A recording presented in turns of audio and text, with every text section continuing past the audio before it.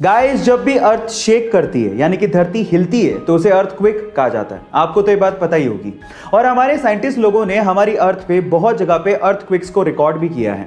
आपने भी कभी ना कभी इसे महसूस किया होगा।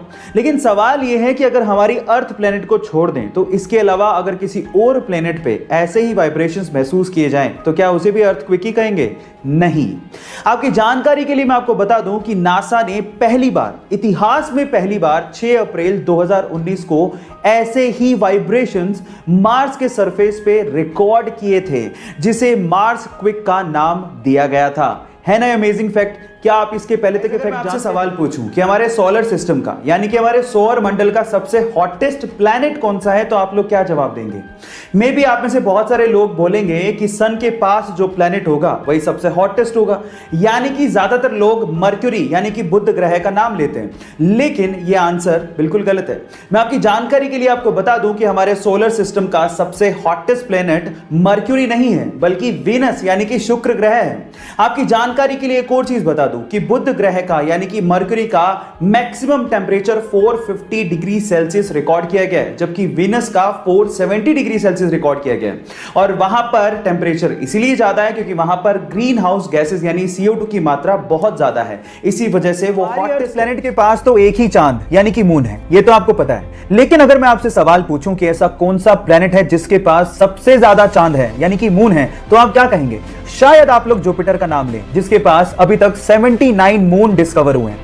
लेकिन आपकी नॉलेज अपडेटेड नहीं है। चलिए आपकी नॉलेज को मैं अपडेट कर देता हूं। एक्चुअली सैटर्न यानी कि शनि जुपिटर को पीछे छोड़ते हुए 82 मून्स के साथ नंबर 1 पोजीशन पे आ गया है, यानी कि शनि के पास 82 मून्स डिस्कवर किए गए हैं।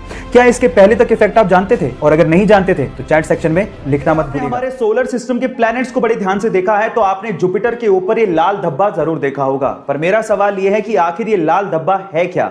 नहीं, ये कोई लाल चट्टान नहीं है, बल्कि ये 350 सालों तक, जी आप ठीक सुन रहे हैं, 350 सालों तक एक्टिव रहने वाला एक तूफान है।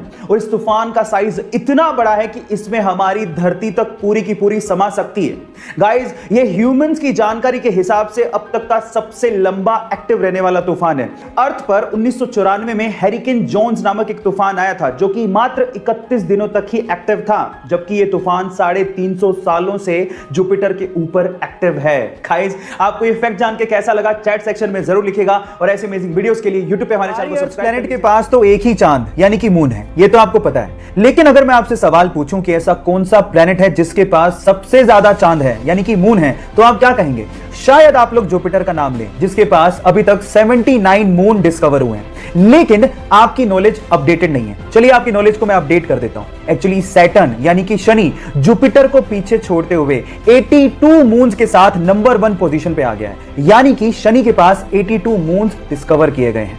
क्या इसके पहले तक इफेक्ट आप जानते थे? और अगर नहीं जानते थे तो चैट सेक्शन में लिखना मत भूलिएगा।